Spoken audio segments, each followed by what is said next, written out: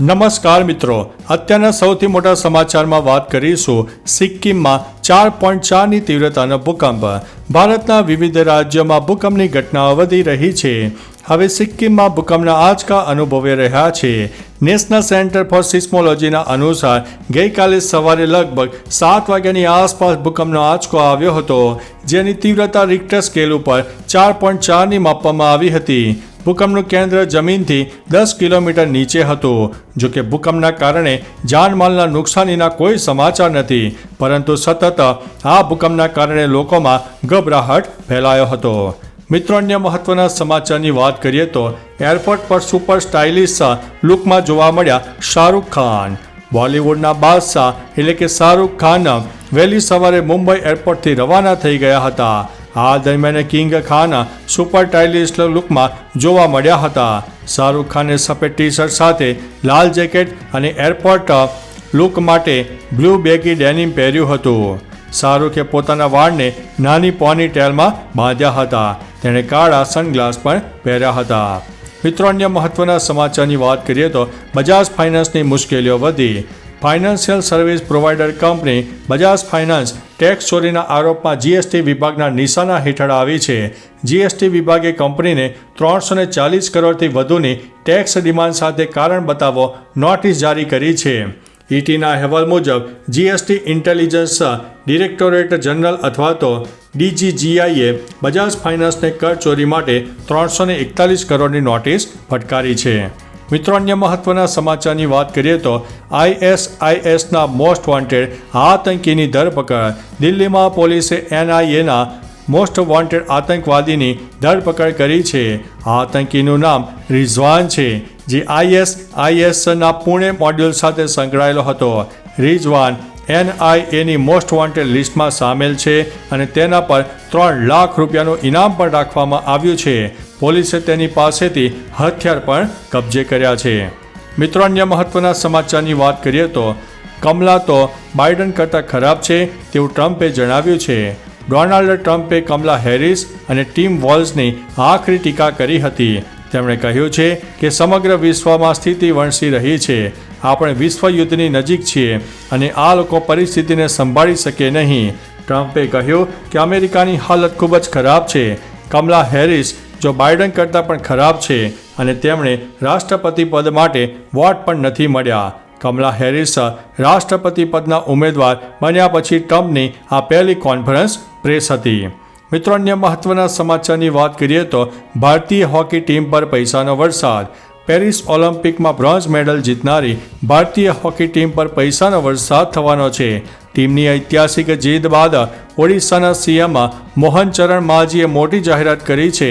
તેમણે ડિફેન્ડર અમિત રોહિદાસને 4 કરોડ રૂપિયા, ટીમના અન્ય સભ્યોને 15 લાખ રૂપિયા અને ટીમ સ્ટાફને 10 લાખ રૂપિયા આપવાની જાહેરાત કરી છે. નોંધનીય છે કે ભારતીય ટીમના ડિફેન્ડર અમિત રોહિદાસ ઓડિશાથી આવે છે. મિત્રો, અન્ય મહત્વના સમાચારની વાત કરીએ તો સીએમ ભૂપેન્દ્રભાઈ પટેલે રાહત બચાવ કામગીરીની સમીક્ષા કરી છે. સીએમ ભૂપેન્દ્રભાઈ પટેલ પોરબંદર પહોંચ્યા હતા. આ મુલાકાતનું ખાસ કારણ વરસાદ હતો. પોરબંદરમાં ભારે વરસાદને કારણે ઘણું નુકસાન થયું છે. તેથી ભારે વરસાદ બાદ રાહત બચાવ કામગીરીની સમીક્ષા કરવા સીએમ અહીં પહોંચ્યા હતા. તેમણે વરસાદી પાણીના નિકાલ અંગે જિલ્લા પ્રશાસનને માર્ગદર્શન આપ્યું છે. સાથે કહ્યું છે કે અતિવૃષ્ટિની સ્થિતિમાં સરકાર લોકોની સાથે છે. મિત્રો, અન્ય મહત્વના સમાચારની વાત કરીએ તો વિદેશ મંત્રી જયશંકર માલદીવની મુલાકાતે. દેશના વિદેશ મંત્રી એસ જયશંકર શુક્રવારથી માલદીવની 3 દિવસીય મુલાકાતે છે. ભારત અને માલદીવ વચ્ચેના સંબંધોમાં ભૂતકાળમાં ઘણો તણાવ રહ્યો છે. તેમની મુલાકાત ઘણા કારણોસર ખાસ બની છે. વિદેશ મંત્રાલયે કહ્યું છે કે જયશંકરની મુલાકાતનો હેતુ ભારત અને માલદીવ વચ્ચેની ભાગીદારીને વધુ મજબૂત કરવાનો છે. આ અમારા નેબરહુડ ફર્સ્ટ અને સાગર વિઝનનો મહત્વનો ભાગ છે. ઉલ્લેખનીય છે કે આ મુલાકાત ચીનનું ટેન્શન વધારી શકે છે. મિત્રો, અન્ય મહત્વના સમાચારની વાત કરીએ તો આપ નેતા મનીષ સિસોદિયાને જામીન મળ્યા. એક્સાઇઝ પોલિસી અનિયમિતતા કેસમાં સુપ્રીમ કોર્ટે આપ નેતા મનીષ સિસોદિયાને જામીન આપ્યા છે. સિસોદિયા 17 મહિનાથી વધુ સમયથી જેલમાં બંધ હતા. ઉલ્લેખનીય છે કે જસ્ટિસ BR ગવઈ અને જસ્ટિસ KV વિશ્વનાથની ખંડપીઠે 3 દિવસ પહેલા 6 ઓગસ્ટના રોજ આ મામલે આદેશ અનામત રાખ્યો હતો. મનીષ સિસોદિયાએ દિલ્હી હાઈકોર્ટના નિર્ણય સામે સુપ્રીમ કોર્ટનો સંપર્ક કર્યો હતો. મિત્રો, અન્ય મહત્વના સમાચારની વાત કરીએ તો મોરબીથી ગુજરાત ન્યાય યાત્રા શરૂ થઈ. મોરબીમાં દરબારગઢ ચોકથી ગુજરાતની કોંગ્રેસની ગુજરાત ન્યાય યાત્રા શરૂ થઈ ગઈ છે. ક્રાંતિ સભા યોજીને તેની શરૂઆત થઈ છે, જેમાં કોંગ્રેસના નેતાઓ કાર્યકર્તાઓ જોડાયા. યાત્રા મોરબી, રાજકોટ, સુરેન્દ્રનગર, અમદાવાદ અને ગાંધીનગરમાંથી પસાર થઈને 300 કિલોમીટરની થશે. ગુજરાત કોંગ્રેસ મુજબ ગુજરાતમાં છેલ્લા ઘણા વર્ષોથી ભ્રષ્ટાચારને લીધે 240થી વધુ નિર્દોષ ગુજરાતીઓના જીવ ગયા છે. એમના પરિવારને ન્યાય અપાવવા માટે આ યાત્રા યોજાઈ છે. મિત્રો, અન્ય મહત્વના સમાચારની વાત કરીએ તો અમદાવાદમાં 20 કોચની વંદે ભારત ટ્રેનનું સફળ ટ્રાયલ થયું છે. અમદાવાદ, મુંબઈ સહિત દેશના અનેક મોટા શહેરો વચ્ચે 216 કોચવાળી વંદે ભારત ટ્રેન દોડે છે. ત્યારે હવે 20 કોચ સાથેની વંદે ભારત ટ્રેનનું ટ્રાયલ રન સફળ થયું છે. ગઈકાલે વહેલી સવારે અમદાવાદના કાળુપુર રેલવે સ્ટેશનથી 20 કોચવાળી નવી કેસરી કલરની વંદે ભારતનું ટ્રાયલ રન થયું હતું, જેમાં ટ્રેનને 130 કિલોમીટરની સ્પીડે દોડાવવામાં આવી હતી. એટલે હવે 4.5 કલાકમાં જ અમદાવાદથી મુંબઈ પહોંચી શકાશે.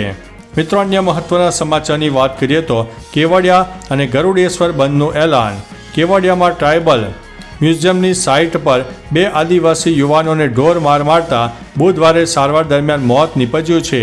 2 યુવાનોના મોત બાદ આદિવાસી સમાજમાં રોષની લાગણી જોવા મળી રહી છે. ઉલ્લેખનીય છે કે ગઈકાલે શુક્રવારે વિશ્વ આદિવાસી દિવસે જ કેવડિયા અને ગરુડેશ્વર બંધનું એલાન આપવામાં આવ્યું હતું. એસપીના જણાવ્યા મુજબ આદિવાસી મ્યુઝિયમમાં બનેલી ઘટનાને પગલે 6 લોકોની ધરપકડ પણ કરવામાં આવી છે.